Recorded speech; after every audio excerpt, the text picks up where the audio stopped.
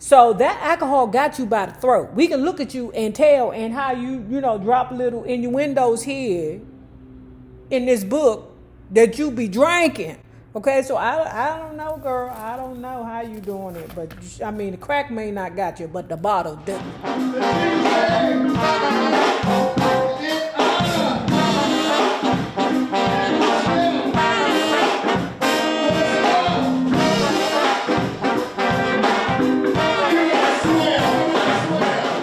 Good question. What's the answer? I got nothing else to do. We can get some more flyers out. We can send out more of your CDs. God bless Robert. When the world had given up on me, he hadn't.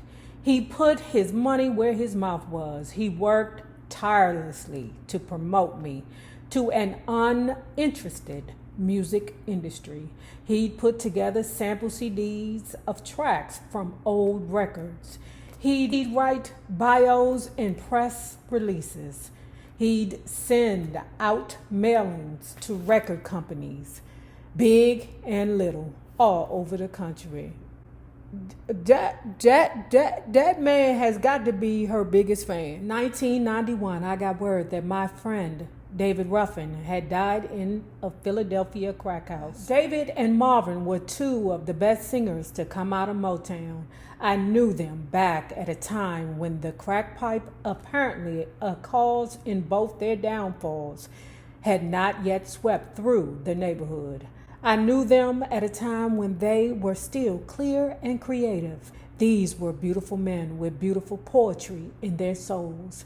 Then in 1992, Eddie Kendricks, Ruffin's fellow temptation, died in his hometown of Birmingham, Alabama. Pause. Let me say this about her. Sometimes I be thinking she don't know what she talking about, because those of us who have been around for the TT book, we know that David Ruffin did not die in a crack house. He actually got to the hospital and he died at the hospital. So for this to be her friend and she not know this information make me be like, girl, you sure? Moving forward, she goes on to talk about how some of us who were introduced to drinking and smoking earlier on, including herself, were not us as in me, because I don't do that booger sugar. I don't do that. I got a purse addiction, which for real, it ain't even a purse addiction no more. I gotta want to get that fuck out of Georgia and go to hell home addiction. But she was saying she has no explanation as to how those of us who started on booger sugar and alcohol didn't reach the pipe, and some of us did. You know, I just believe, y'all, that addiction is hereditary. Some people just got that addictive behavior and some people don't. And she reflects back on herself and be like, I don't know why I didn't graduate to the crack pipe. I don't know either. I mean, like I said, some people just do and some people just don't. Now, hold on, Betty. Now, okay, you didn't graduate to the crack pipe, but you sure did let that alcohol tear your ass down. So that alcohol got you by the throat. We can look at you and tell and how you drop little innuendos here in this book that you be drinking. Okay, so I don't know, girl. I don't know how you doing it, but I mean, the crack may not got you, but the bottle do. Cousin Margaret was a constant comfort, and so was Mama. Never once did my mother ever hint that I should give up on show business. She watched me live my life in an extremely unorthodox manner and yet never passed judgment. You can sing, baby, she'd say, and you got to keep trying. You know what's happened in the past, but you don't know about the future. Your future looks bright. At 91, she was going strong. Her only problem was arthritis and drinking. She drank in a peculiar way. She kept a glass on the kitchen counter and poured a shot of vodka. Then she walked out of the kitchen and did some little house cleaning chore, and 15 minutes later came back, took a sip of the vodka along with a sip of water. Child, that's how I drink. Because alcohol is a lot to me. She explains how Mama was very spry, but one time she had reached out for her great grandbaby and I guess her footing was wrong, and she fell and broke her hip. And as we all know, that once an elderly person break their hip, I swear it just be all downhill from there. The surgery went flawlessly, the doctor said. However, I have to tell you that even with successful surgery, most people her age don't survive very long. The operation itself takes a terrible toll on the body. Mama's different, I assured him. She has to give up her snuff and her vodka. Did you tell her that? I did. And what she say? She laughed at me like I was crazy. Snuff. You know that's like chewable tobacco. That is disgusting. That's Mama. And she also has to stay put. Keep her from getting up and moving around. That's like telling the sun not to rise. You must try. I did, and I failed. And 2 weeks later, Mama had passed. Marie Early had come to live in Detroit. Her children and many relatives were there. Her presence brought great comfort to me because her spirit was so unique and absolutely positive, no matter how complicated her love life. Every time we spoke, which was often, she had an encouraging word. I know you're going to be a bigger star than all of them, she'd say. How can you say that, I asked, when last night I was singing at a club in front of 3 people, and that includes the bartender. But I bet those 3 people loved every note you sang. You aren't going to let me get depressed, are you, Marie? Next time I heard from her, the cheerfulness was still in her voice in spite the worst possible news. They tell me I got cancer. The last days of Marie Early were unforgettable. She was in a hospital bed in her living room where, despite her disease, she appeared healthy and gorgeous. In 1999, as people started talking about the start of a new millennium, I could hardly get excited. I had a distant feeling that the new millennium would bear a striking resemblance to the old one. If I hadn't made it in my 20s, 30s, or 40s, what were the chances of making it in my 50s? Cold-blooded objectivity said not so good. Hope and optimism said keep on keeping on. Fortunately, hope and optimism won out. I was still hustling for work, still local as local can be. As much as I love Detroit and as proud as I am of our rich musical heritage, I was stuck in a city of broken dreams and faded glory. Then the phone rang. Betty LaVette speaking. My name's Ronald Grass. And you don't know me? I sure don't. I run a label. Well, then I want to know you. I've been a fan of yours for years. What's the name of your label?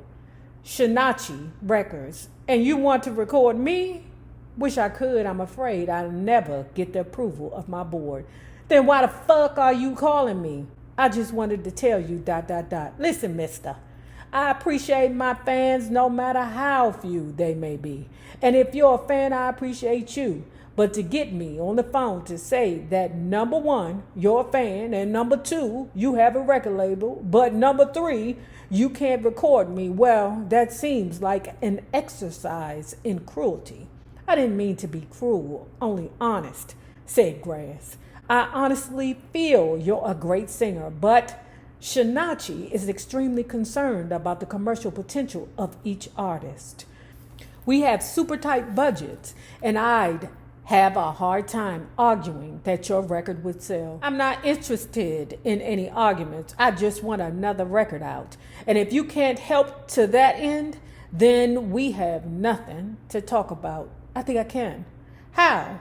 I'm going to find you a booking agency, a record deal, or a gig. Beautiful, I said. It just might take a while. I'm not going anywhere. Yet in truth, I was. Like if humility could backhand her in the mouth, that's what she definitely needs. Yet in truth, I was. As the millennium ended and America remained indifferent to Betty LaVette, Europe was starting to show real interest.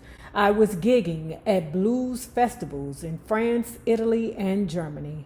I played the Blues Estafette in Holland, where Munich Records producer Ben Matt Jissen saw my performance.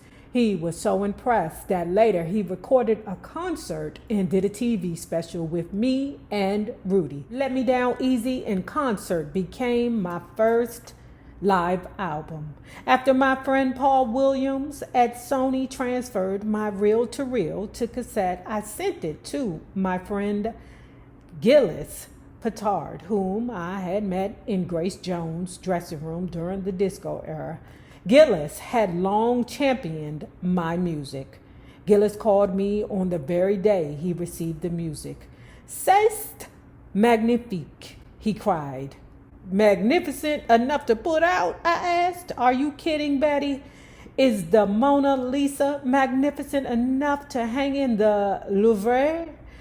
I'll arrange for a European release of this material, and I'll do it myself." Okay. My old friend Mac Rice had been working with producer John Tiven, who had produced Wilson Pickett. Mac said that Tiven had contracts with big labels and was interested in me. Was I interested in him? I was, mainly because no one else was calling.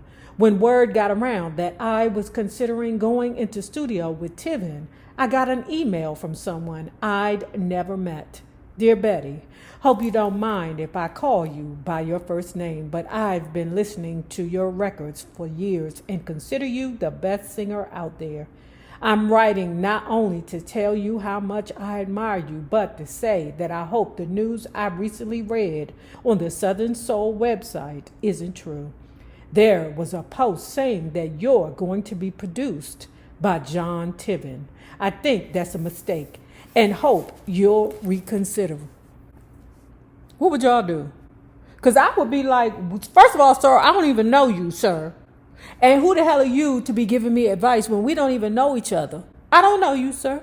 As far as I'm concerned, you could be a hater. I don't know you, sir. So I don't know how seriously I would take it. But you know Betty LaVette ain't about to just let things slide. You know, she got a smart ass, drunk ass mouth. Okay, and she need to let that man have it. The email ticked me off, and I found myself responding immediately. "Listen, motherfucker, who are you to tell me what producer to use? Are you a producer? Do you have money to buy my studio time? Do you have anything idea how hard it is to get a deal?" He wrote back, "I understand why you'd be pissed. I didn't mean any disrespect, only that your talent is so great it requires the best production. I just don't think Tiven is right for you for the job. I'm not a producer, I'm a fan, probably your biggest fan, and I just want you to be great." I wrote back, "Who appointed you the overseer of my career?" Exactly. I'm telling you, I don't know. I don't know if I could take a mother sucker serious. You know, because haters be disguised, man. Them mother hunters, man. And then I don't know you, sir. Shit. And you just pop up all of a sudden hating on Mr. Tiven. I wrote back, "Who appointed you the overseer of my career?" He wrote back, "No one. But you'll never find anyone who loves your singing as much as I do." "What do you do for a living?" I asked. "Buy and sell antiques." "I love antiques. I'm somewhat of an antique myself." The emails flew back and forth and got me curious about my new highly opinionated pen pal. His name was Kevin Kiley, and our paths were about to converge. "Still looking for a deal?" asked Randall Grass, the Shinachi label exec who proved to be a good friend. "Hell yes. Got an idea. Shoot." "Ever heard of Dennis Walker?" "No." "Ever heard of Robert Cray?" "I think so. Young blues guy." "That's him." "Ever heard his Right Next Door?" "Yes." "I like it." When I got the parcel of songs that Dennis Walker sent, I saw that he was a white man who understood rhythm and blues as deeply as the blackest black. I liked about 80% of everything he wrote, and I liked 100% of what he was telling me on the phone. He was seductive in all ways. He told me that he loved my voice, a compliment guaranteed to win me over. Over to his bed. When I got to California to cut the record, Dennis and I connected on every level as though we'd known each other our entire lives. The relationship took me all the way back to the 60s, where the producer-writer was also your mentor lover. Of course. It wouldn't be right if she wasn't fucking him. Everything was great. His fabulous house jutting out from the side of a mountain with a world-class view. His appreciation of what I could do vocally. His vision for what I knew was going to be nothing less than a sensational rhythm and blues album. The purest R&B album of my career. There was only one tiny problem. Say that you love me. Okay. But I don't believe you. I don't believe you. Not even a little bit. Not even a little bit. Yeah. Say that you love me. Yeah, but I don't believe that shit. I don't believe you. You out here playing with these songs and bitches.